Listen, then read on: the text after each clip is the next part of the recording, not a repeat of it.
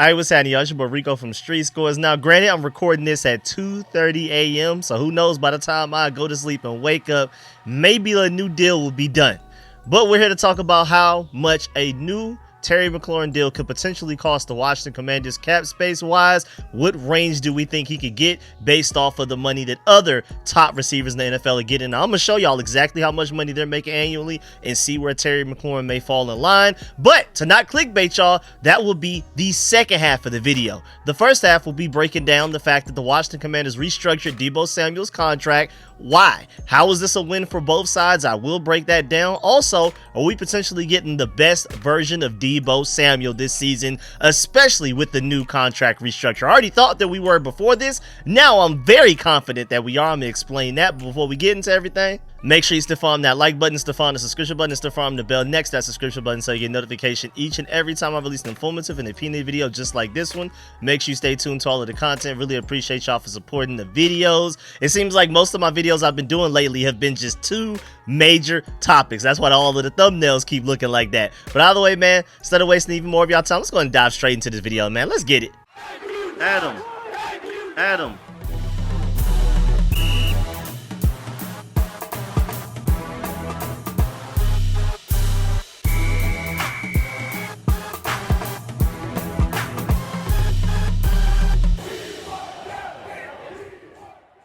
Again, like I said, we're starting with the Deebo Samuel part. The Terry McLaurin part will be the second half of the video. Just want to make sure I remind y'all of that, just in case for some of y'all that may just skip all the way through the intro and then get to the video. Just want to give y'all that heads up. Not trying to clickbait y'all. I just feel like the Deebo Samuel thing chronologically happened first. Now we can talk about the Terry McLaurin. You'll see how we'll transition into the Terry thing, why it makes sense to talk about it after the Deebo thing. Well, either way, it was reported as of March 19th. Technically, for me, it feels like yesterday, because again, I'm recording this at 2 a.m., but by the time a lot of y'all are seeing this, technically 2 days later. But either way, Adam Schefter reported a reworked deal for Deebo Samuel in DC. The Commanders are guaranteeing $17 million of Deebo Samuel's previously non-guaranteed salary for this season, along with adding another $3 million worth of incentives per sources. I'm surprised too, because typically, if you're going to restructure somebody, extend somebody, that's typically agreed upon like immediately when the trade is done, right before the trade is done. Like you talk to that player and you're like, okay, we're cool with this contract situation mutually between player and team, and then you talk to the team about, you know, what are we talking as far as draft compensation, what are we talking about as far as trades go. But typically you're supposed to see the Commanders have traded for Deebo Samuel and have agreed to a contract extension or restructuring of this and that. Typically they all come together in one swoop. It's interesting that, you know, typically when it's a trade without a contract extension or any type of contract restructure, typically you wait until after the season to do it, or maybe at some point in the regular season or something like that. Typically, once the player's traded for, he has all of the leverage. Somehow the Commanders found a way to, even though Deebo Samuel technically has all of the leverage here, still found a way to come up with a restructure that mutually benefits everybody involved. But to finish up Adam Schefter's tweet, Samuel now will play this season on a one-year deal worth up to $20 million, including $17 million guaranteed, which he did not have before this restructure. He even said specifically that Samuel's agent, Tory Dandy, and Commanders general manager Adam Peters negotiated the deal. So Adam Schefter gave Adam Peters full credit for that one. And then shouts out to Josh Taylor because he brings up a good point. Deebo already had a one-year deal worth $17.55 million as a contract when we traded for him. But of course, fans saw the $5.2 million cap hit and thought that that was the end-all be-all, basically. Washington went ahead and did the full contract for 2025 instead of just a $12.3 million worth of dead cap that would have hit in 2026, with him not under contract for 2026, which is a smart move. Basically, he would have cost us in 2020. If we didn't restructure him, he would have cost us money in 2026, whether he was on the team or not. Basically, when we traded for Deebo Samuel, with exercising a certain option that I brought to y'all attention weeks ago, he was only a $5.2 million cap hit for 2025. And that's because instead of paying him all of his money this year, we will be paying the rest of it next year. Even if he were no longer on the team contract wise, we would still be paying that. So basically, it was to set him up to where he's cheaper this year. So originally, when we first traded for him before the restructure, we had it set up to where he was cheaper for us in 2025, maybe to go after a more expensive player. And then Deebo Samuel would have been more expensive next year, but it would have been all dead cap even if he wasn't playing for our team. But now, all of that cap hit has been transferred to this year only, which makes a lot more sense. Like it originally should have been under normal circumstances anyway. And it's making me think that maybe we tried to save some money in 2025. Maybe that's what delayed this for a big time player, and for whatever reason we missed the opportunity to get that big time player. Now they're like, well, might as well go ahead and let Deebo Samuel eat up all of the cap space now, rather than him eating up some now and a lot later. Let's just go ahead and get it all out the way in 2025, just in case, worst case scenario, he doesn't end up being what we hoped for, what we traded for him to be, and now he's costing us a big cap hit in 2026 and he's not even on the team. So they figured, hey, let's at least avoid that worst case scenario. Now, of course, I've already given you why from the Commander's point of view, but also why from the Deebo Samuel point of view. Like, why would he do this? And I feel like, hey, this is just super motivation for that boy Deebo Samuel to go in Super Saiyan mode this year, man. I mean, he's really betting on himself in a big way. Shouts out to Burgundy Blog. He said if this keeps him happy and cooperative without promising anything past 2025, it's perfect. And I completely agree. This is a win-win for everybody. Shouts out to Josh Taylor. He pointed out the fact that this gives Deebo guaranteed money to be motivated this season and playing for a new contract with incentives to earn. So that's just double motivation. He has incentives to get more money this year, and then also he has all of the motivation in the world to go cash out, ball out this year, and cash in next offseason for a big time contract. So if he balls out, you sign a new contract. If he doesn't, you can cut ties clean with no $12.3 million worth of dead cap in 2026 with that original contract that he had before the restructure. Again, it's a win-win for both sides. If he's great, cool, that's what you wanted. You're trying to go on a Super Bowl run, and then you'll just worry about paying him big money after this season. But if he sucks for whatever reason, now you don't owe him any money after 2025. You fully cut ties with him, unlike how it was structured before the restructuring. And imagine what he's going to do with Jaden Daniels as his quarterback, who's easily the best quarterback he's ever played with. Yeah, maybe Deebo isn't as physically like what he was back in 2021 due to his play style and almost being used more so like a running back out of the backfield as far as touches goes and screens and things like that. And also his preference of running through people instead of running around them. Even if that is the case, just say he's not physically the same guy, I feel like at the very least playing with Jaden, Deebo is actually going to get passes with accuracy and touch thrown towards him. Go look at his footage from last year. I'm talking about 2024 when he was considered to having a really down year. Go look at the actual tape. Don't just believe what everybody's saying about him. Yes, some of the dip in his production was his fault, dropping some passes. Some of it was the pneumonia. He was actually kind of hooping last year up to the point that he caught pneumonia, and then he never really recovered until like his second to last game of the season. But a lot of it was also Brock Purdy throwing passes that were either completely uncatchable, or even if they were catchable, they would be so inaccurate to the point that Deebo Samuel wouldn't be able to maximize his yak opportunities a lot of the times. Like, he would have to make some crazy catch, and then by the time he corralled it in, the defense is already around him. Whereas if it were Jaden Daniels, he wouldn't have that problem. Jaden Daniels is going to throw it to where he catches it fully in stride, and he can keep going and get as many yards after catch as possible. Even yards after contact. The way Jaden Daniels throws the ball, you'll be running in full speed to where even if a guy tries to tackle you, he'll be able to slip it off, because instead of stopping to catch the ball, he's still running full speed, and you know speed converts to power really well as long as you're using it the right way, and Deebo Samuel's definitely one of those guys. And also, just to let you know, this move doesn't affect Terry McLaurin's chances of getting a new extension, in my personal opinion, because if anything, extending Terry would actually make him cheaper in 2025 cap hit wise. It would actually save us cap space this season.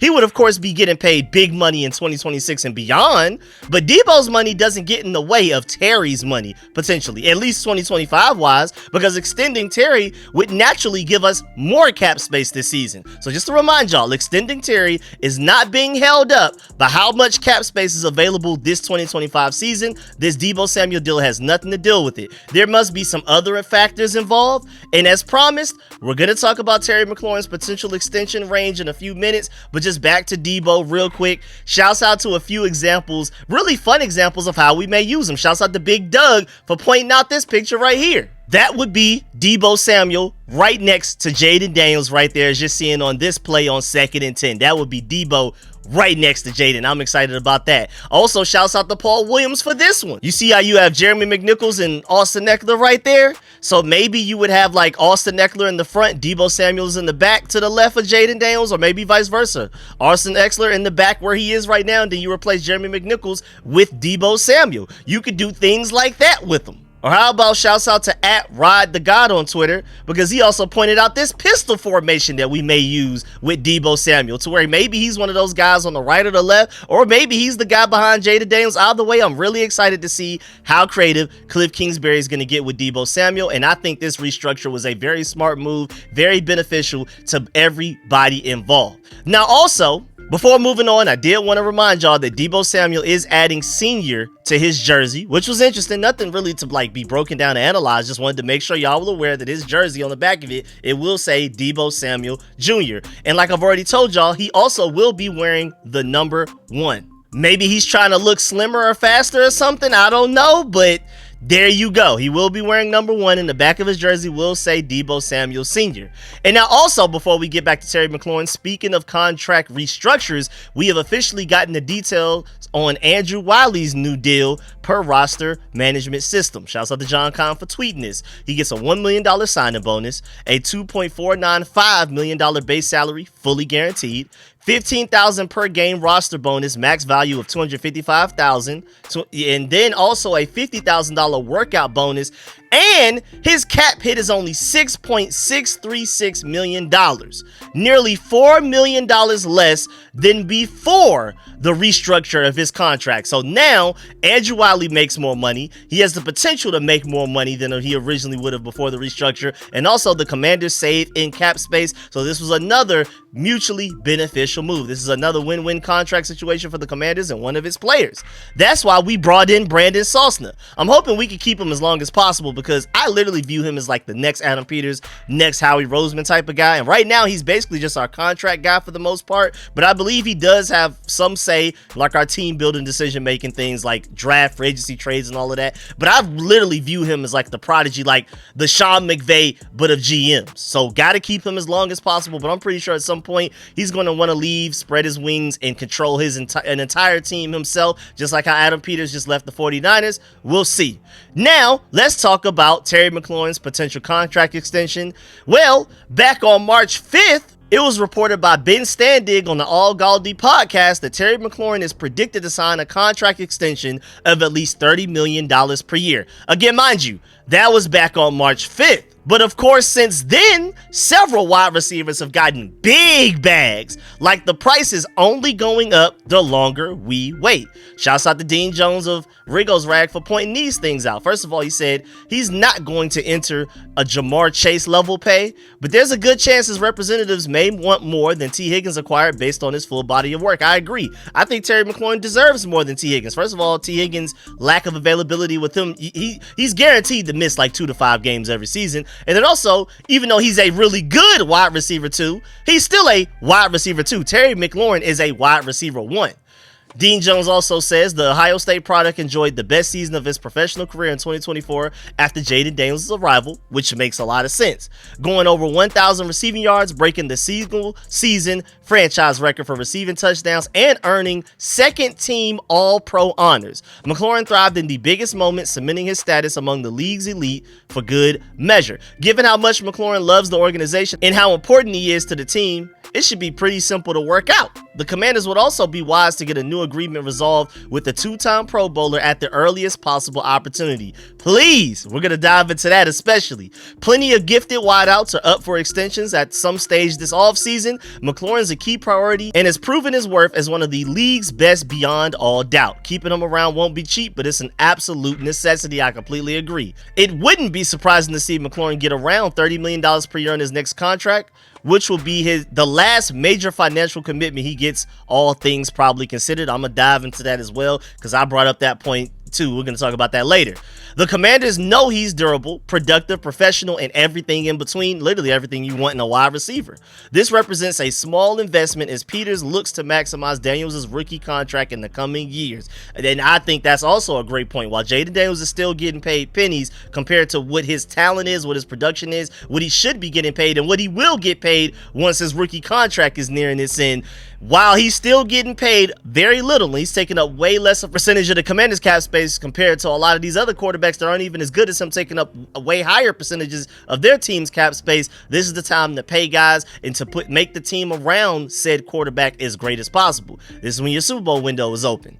Just when that'll happen remains to be seen, though. It could be in the coming days, it could be after the draft, it could be later on in the summer. But make no mistake, it is coming, and nobody deserves another lofty commitment from the Commanders more than Terry McLaurin. I completely agree with all of that. Now let's really dive into it. First of all, where are we estimating? Just off the top of your head, where do you think Terry McLaurin could get with that? Before I even show you these wide receiver numbers, what are you thinking? Are you thinking somewhere between maybe $30 to $33 million per year? Is that the range that we're thinking right now? Well, let's take a look at some of these numbers that the other wide receivers, top receivers in the NFL are getting right now. As you can see, Jamar Chase, number one, is getting $40.25 million per year. Justin Jefferson is second. I mean, golly, LSU. At $35 million per year. CeeDee Lamb, $34 million per year. Then you have DK Metcalf, $33 million per year. AJ Brown, $32 million per year. I mean, that's the SEC taking up the whole entire top five. Then you have Amon-Ra St. Brown at $30 million per year. Tyreek Hill at $30 as well. Brandon Ayuk also $30. Then T. Higgins at ninth with the 28.75, and I feel like T. Higgins is important because I feel like that's like the base, like that's the very least, at least Terry McLaurin is going to get a little bit more than him. And then Jalen Waddle is 10th at $28.25 million. Now that's crazy. The Dolphins and the Bengals are both paying two receivers top 10 money, but it is what it is. You got to do what you got to do. Now also shouts out to Ref the District because he points out, for context, when Terry signed his extension in 2022, it put him as the 9th highest paid wide receiver. At that time, Tyreek Hill was the highest at $30 million. Then you had Devontae Adams at 28. DeAndre Hopkins 27.3, that's crazy. Cooper Kupp at 26.7, it's crazy what can happen in 3 years. Stephon Diggs at 24, oh my fault, I skipped AJ Brown at 25. Metcalf at 24, Deebo Samuel at 23.85, and then Terry McLaurin was 9th with 23.2, with DJ Moore right behind him, 10th place at 20.6 million. So then I think he's going to be right ahead of where T. Higgins is at $28 million per year. Like right behind maybe Brandon Ayuk's $30 million per year. Nah, I kind of doubt it. Like, first of all, he had a way better season before this possible contract extension than he had before the previous contract extension. His 2024 season was definitely better than his 2021 season. Both seasons right before he potentially signs contracts. And secondly, he's going to turn 30 years old. And this was what I was alluding to a little bit earlier, that by the time this regular season starts, or like very early into the regular season, like September, he's going to turn 30. So this may be his last big bag contract extension that he may ever get at this point in his career. So he may want to make sure that he cashes in as much as possible this time around, because he knows this is going to probably, more than likely, be his last big payday. So me personally, I'm predicting somewhere in between Justin Jefferson's $35 million per year and AJ Brown's $32 million per year. If I just had to guess today, that's where I'm at, and I'm willing to do that. It's Terry, man. Give him what he wants. But remember, even if he does get around $33 million per year in an extension, he would still more than likely be less of a cap hit for us in 2025 this season, which is about $25.5 million right now.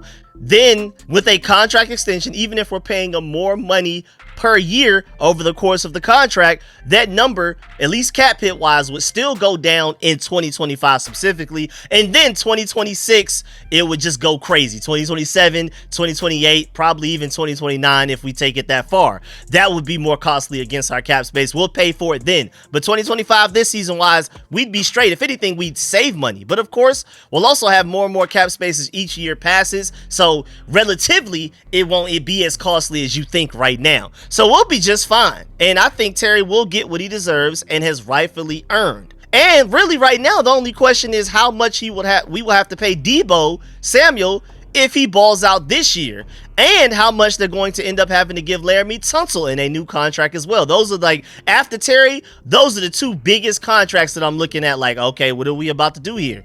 And with Laramie Tunsil, even though he still has 2 years left on his deal, it would behoove the Commanders in a big way to go ahead and extend him before this season even starts. Just like along with Terry McLaurin. Go ahead and get that done. Now, I know it's a big risk, but it could save you a lot of money in the long run before Tunsil balls out like I expect him to this year.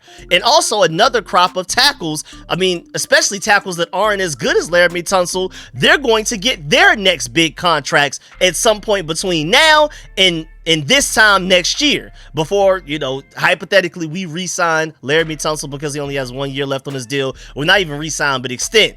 So he's going to want to reset the market. I'm sure of that. He's a top 3, at worst top 5 tackle in the NFL. And it's way cheaper for him to go ahead and reset the market this offseason than to wait for him to do it next offseason again, after a few more tackles get their contracts, especially tackles that aren't as good as them. So it could probably even be a difference of like $5 to $10 million per year between extending him before this season or after this season. I think it's that big of a difference. I would go ahead and get that done as soon as possible as well. But Terry McLaurin is obviously the bigger priority. Also, just like I explained earlier in my video, my dog George Carmi explained it very well here as well. He pointed out the fact that extending Terry McLaurin this offseason, which is inevitable, is actually a net benefit to the salary cap. He has 2 years remaining on his current deal. If you add a 3-year extension, signing bonuses and guaranteed cash can be spread out over the 5 years, reducing the cap impact this year. So if you want to, I mean, basically it's a win-win. Extending Terry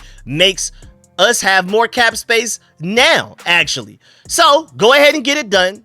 And I do want to remind y'all, though, that we extended Samuel Cosmi last year, like right before the regular season started, if I'm correct. So maybe that's just how they do things. That's maybe the Adam Peters way. Don't give guys big extensions until sometime late training camp or something like that. But I do want to point out the fact that they extended Samuel Cosmi right before the regular season, and then he went on to tear his ACL. So this may even make them wait longer for Terry's contract than they did with Samuel Cosmi last year, just out of an abundance of caution. But I really hope not. Like, I'm just thinking out loud. I would love it if I just woke up, by the time I release this video, I wake up, y'all are watching this video, and I look crazy because we just signed Terry McLaurin to a contract extension, and now everything I'm saying is literally pointless. I would hope that happens. That's how bad I want to go ahead and re-sign Terry. I would prefer to look stupid and Terry McLaurin get signed to a new contract extension as soon as possible. We'll see. Please, just stop delaying the inevitable, man. And the only way I can honestly justify not having Terry's new deal done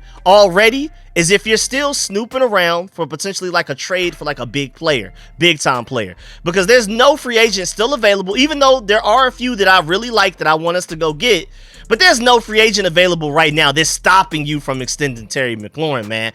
Again, Terry McLaurin, if anything, gives you more cap space this year from an extension. He would actually help you be able to go sign a new free agent. But I'm just going to assume that maybe they're leaving their options open just in case there is a chance that they trade for like a Trey Hendrickson or some other elite player from another team, specifically like an edge rusher or something. But we already only have like 5 draft picks, so I don't think that's very likely at all. So then what are we actually waiting for right now? Y'all please let me know in the comment section what I may be missing here. We'll see. Now, lastly, before we get up out of here, of course, quarterback season 2 is dropping in July with Joe Burrow, Jared Goff, and Kirk Cousins. And my boy Resh Manuel brought up a great point, man. Looking forward to the behind the scenes of seeing how all 3 quarterbacks reacted to their teams losing to Jaden Daniels and the Commanders. I love that. And that's literally the only reason I may even tune in a little bit to those quarterback shows. Because if it ain't Jaden Daniels, if it don't have anything to do with the Commanders, or at least a player that I really, really like, I don't really feel like tuning in. And just base Joe Burrow, a little bit interested. Jared Goff, not at all. Kirk Cousins, not at all. Just base face value off of that, I'm not like, oh, I gotta watch that. But then when you bring it to my attention that maybe we get to see some Jaden Daniels whooping all 3 of these quarterbacks that will be highlighted in it, maybe you've piqued my interest just a little bit. But yeah, man, that's the end of this video. Please get in the comment section. Let me know how you feel about everything discussed in the video. Please still follow that like button, still follow the subscription button, still follow the bell next to that subscription button so you get notification each and every time I release an informative and opinion video just like this one. Really appreciate y'all for supporting the video. If you made it this far in the video, man, you are the GOAT. I salute you. Appreciate all of y'all leaving likes in the videos, donating to the Cash App, all of that type of stuff, man. And of course, let me know in the comment section how you feel about the Deebo Samuel restructure. Do you agree with me that we're going to get an extremely motivated version of Deebo Samuel? And do you believe that he's actually going to go out there and ball out? Are you as optimistic about Deebo Samuel's potential 2025 season as I am, or are you a little bit lower? Let me know why not, all of that. And of course, let me know how you feel about the whole Terry McLaurin situation. If you had to guess today how much per year Terry McLaurin's gonna get in a new extension, what number would you give? I'm somewhere around like maybe 33.5 million. If I had to pick an exact number, that's going to be my guess right there. Let me know what you think Terry McLaurin will end up getting, or if he'll even get anything before the regular season even starts. Let me know why not there as well. And of course, really appreciate y'all. Make sure you leave a like on the way out. I'm gonna catch y'all later. I'm out.